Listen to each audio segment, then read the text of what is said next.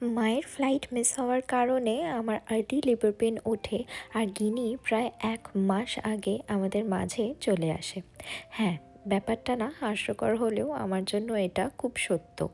আমার মায়ের এখানে আসার কথা ছিল 19শে ফেব্রুয়ারি 2024, মানে ওই কিনির হওয়ার আগে আগে। আর মায়ের ফ্লাইট ছিল রাতে 1:30, কিন্তু আমরা সবাই ওটাকে ভেবেছি দুপুর 1:30। তো মা সকালবেলা ইন্ডিয়াতে ওই 8টা নাগাদ উঠে মানে রেডি হচ্ছে, আর তখনই একটা মেল আসে মায়ের কাছে যে তোমার ফ্লাইট উড়ে চলে গেছে। আর তখন মা ফোন করে আমাকে। তখন আমাদের এখানে প্রায় ওই বাজছে ভোর 6টা কি 6:30। মা ফোনটা করে বলে যে কেমন কী ফ্লাইট বুক করেছিস, ফ্লাইট তো চলে গেছে। ব্যাস, সারা দিনে ওই টেনশন, এয়ারলাইনকে ফোন করা আর এই সব মিলিয়ে আমার হয়ে যায় একটা প্যানিক।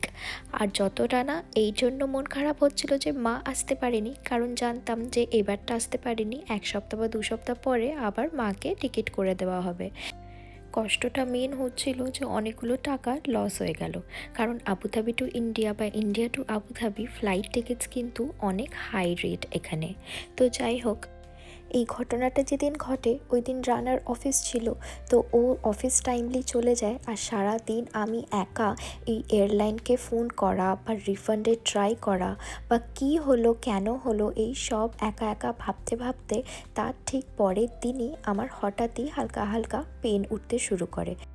দেরি না করে আমরা হসপিটালে যেতে ওরা বলে যে আমার কন্ট্রাকশন অলরেডি চালু হয়ে গেছে, কিন্তু ন্যাচারাল পেন ওঠেনি। আর আমার না কিছু কমপ্লিকেশনসও দেখা দিয়েছিল, তাই জন্য ডক্টর বলে যে এমার্জেন্সি বাচ্চাকে বের করতে হবে, আর যেহেতু ন্যাচারাল পেন ওঠেনি তাই ইনডিউস করতে হবে। তো যাই হোক, আমি 3 দিন মতন হসপিটালে ছিলাম, আর ওই 3 দিনের মাঝেই প্রায় 1 মাস আগে গিনি আমাদের সকলের মাঝে চলে আসে। আজকে আমার স্পাইস ড্রয়ারটা অ্যারেঞ্জ করতে করতে তোমাদের সাথে এই ফানি আমার লাইফ স্টোরিটা শেয়ার করলাম।